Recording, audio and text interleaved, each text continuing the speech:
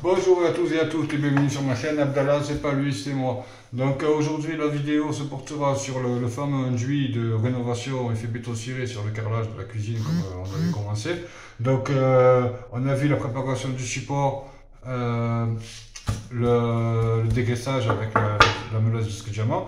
Donc maintenant on va passer à l'application de l'enduit. Donc l'application de l'enduit se fait en 4 étapes en fait. La première étape ça va être le garnissage des joints. Donc tous les joints que vous avez ici, vous voyez, ici comme ça, donc voilà tout ça, il va falloir le reboucher. Ça s'appelle le filtrage aussi. Donc la première étape c'est de reboucher tous les essuie-tout, tous les joints. Donc voilà. Ensuite, la deuxième étape ça sera d'appliquer la première couche d'enduit. Donc, une fois qu'on aura fait ça, on appliquera une première couche. Si vous vous montrez, là j'avais un peu commencé. Donc voilà la première étape, le garnissage des joints. La deuxième étape, ça sera de commencer l'enduit, de passer l'enduit, d'appliquer l'enduit. Ensuite, la troisième étape, si on passe à la troisième étape, si il ne faut pas, après avoir passé une première couche d'enduit, si ça ne nécessite pas une deuxième couche d'enduit, on passe à la troisième étape qui sera la réalisation pardon, de l'effet béton ciré, quoi, de l'effet lissé. Et ensuite, la quatrième étape, ça sera la finition, c'est-à-dire l'application du vernis au rouleau, lacqueur.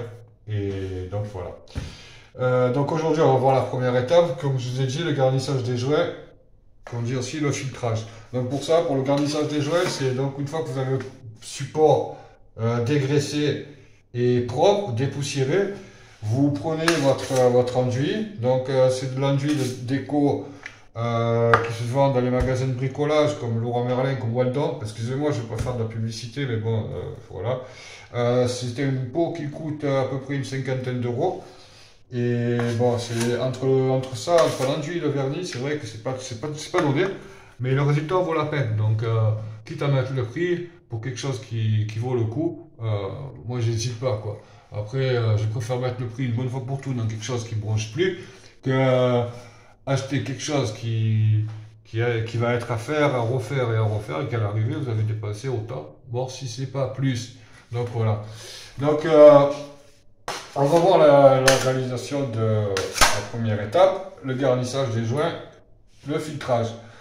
Donc vous prenez votre espace, vous prenez votre enduit, vous prenez votre couteau à enduire et vous passez l'enduit, vous garnissez, vous remplissez vos joints. Vous voyez? Alors une chose importante, quand vous faites ça, vous faites cette opération, le mouvement à faire, en fait, c'est vous déposez votre enduit, vous voyez, ensuite, avec votre couteau, vous remplissez vos joints, mais vous ne les remplissez pas comme ça, ou comme ça, droit. Vous allez les remplir, en fait, c'est comme si vous allez jointer votre carrelage. D'ailleurs, je vous ferai une vidéo sur ça. Vous déposez, je vais enlever, je vais vous montrer direct. Vous déposez votre joint, excusez-moi, votre enduit, et avec votre couteau, vous faites toujours dans ce sens. Vous voyez? Pas comme ça, pas en horizontal, pas en vertical. Vous voyez? Comme ça. Voilà. Donc je vous remonte.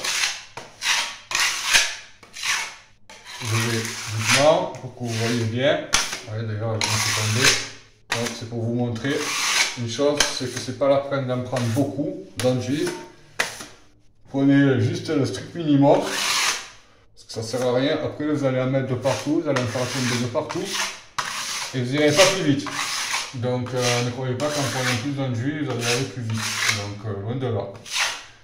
Vous allez faire tomber votre enduit de partout, ça va vous obliger à ramasser, ça va vous obliger, et du coup vous n'allez pas plus vite, vous perdez du temps. Donc voilà. Ensuite, n'essayez pas de tout faire de la première fois. Si ça n'a pas, n'essayez pas de revenir. Faites une fois, laissez sécher et après, quand vous allez revenir, ne vous inquiétez pas. Quand vous allez faire la première passe de l'application de l'enduit, ne vous inquiétez pas, ce qui manquera avant, ça sera comblé et puis ça sera beaucoup mieux. Donc voilà, vous avez compris le mécanisme, le système, quoi, comment ça se passe. Voilà. Comme ceci. Voilà, bien en diagonale. Voilà,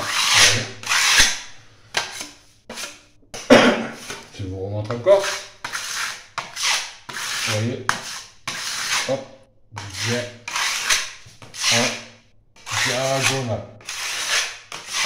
Parce que je vous explique, si je fais comme ça, regardez, je ne sais pas si vous allez voir, je vais rapprocher la caméra. Si vous faites comme ça, vous voyez, ça remplit pas trop. Tandis que si vous refaites votre enduit, vous le déposez bien et vous le faites comme ceci, vous voyez, ça remplit mieux.